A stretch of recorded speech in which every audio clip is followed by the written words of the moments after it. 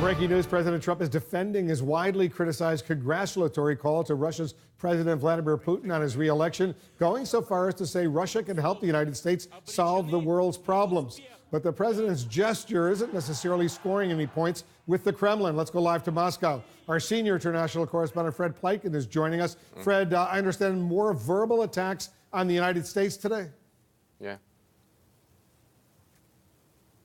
Yeah, you're absolutely right, Wolf. But, these two tweets that the president sent out is exactly what the Russians wanted to hear. There's long been the belief here in Moscow that the president wants better relations with Russia despite the election meddling, but that he's hamstrung by the special counsel and by Congress as well. Many of them are already saying that the president's hands are now untied after this phone call with Vladimir Putin, while at the same time, the Russians also took a major shot at the U.S. today. Here's what happened.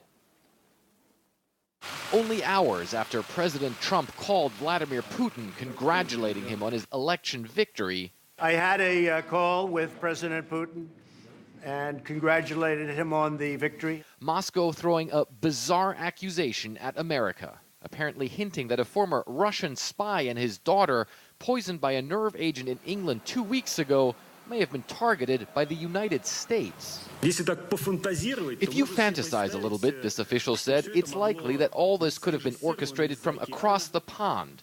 It's no secret to anyone that the UK's closest partner is the only state officially keeping the largest arsenals of chemical weapons in the world. But the Brits insist, based in part on the nerve agent used, it's likely that Russia was behind the attack and that it may have been ordered by Putin himself. The U.S. says it stands by the U.K.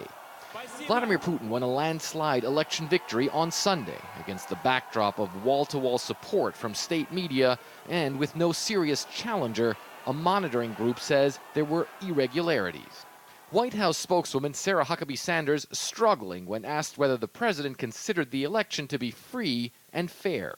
Putin has been elected in their country, and that's not something that we can dictate to them how they operate. With the president apparently fuming that guidance he apparently ignored from his national security team urging him not to congratulate Putin was leaked, Russian state media is having a field day.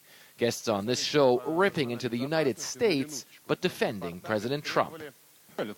Trump not only congratulated, this guest said, that would have been just a protocol move. Trump offered a high-level meeting, drew up 3 topics, that is, Syria, Ukraine, and disarmament. I repeat again that his hands are untied.